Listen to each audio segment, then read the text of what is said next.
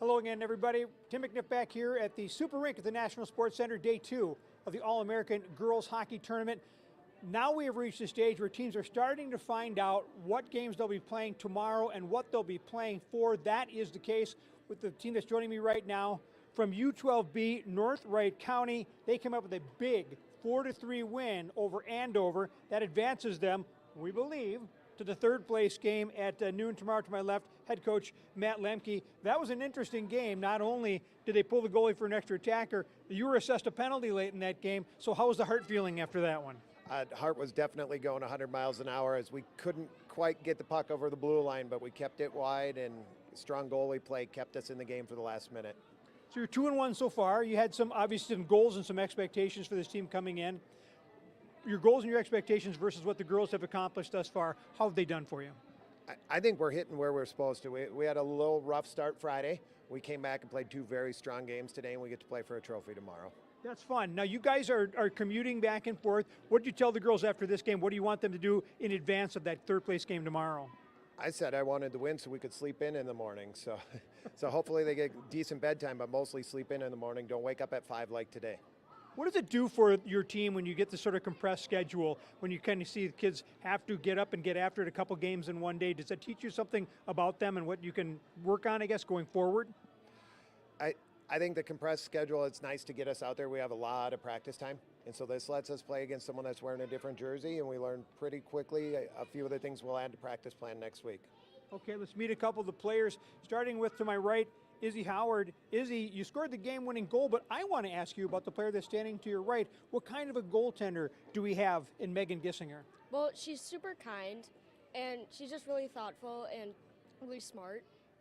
What kind of a goaltender? I mean, when you're out there, does it give you a lot of confidence to know that she's backstopping you guys? Extremely. Yeah. What does she do well as a goalie? Well, she kind of gets our hype up, and she's just really, really nice. Let's talk about the game-winning goal. How did the play develop?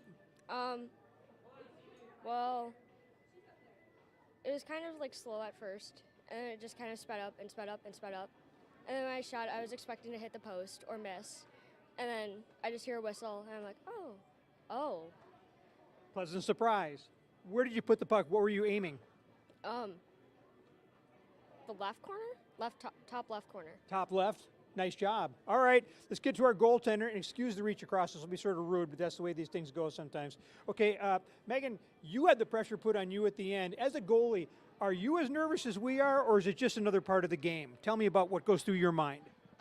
Sometimes it's nervous, but other times I can be relaxed and stuff like that. Tell me about the girls playing in front of you. What kind of a job did they do as far as defense, and then, of course, getting a couple goals for you? They're nice and have a lot of energy, so whenever they score a goal, it's really nice, and it's just fun, I guess. Kind of nice that I asked Izzy about what kind of goaltender you were, and the first thing she talked about was how nice you were and how kind you are. Tell me about this player. First of all, not her personality. What kind of a player is she? And as a goalie, what do you have to be on the lookout for when Izzy has the puck? I don't know, really. I guess she's fast and scores a lot of goals, so I don't know. And as a person, and as a teammate? She's fun, nice, and has a lot of energy. Did you guys learn something about each other this weekend, playing this many games together? Is that something you guys can use to build on going forward?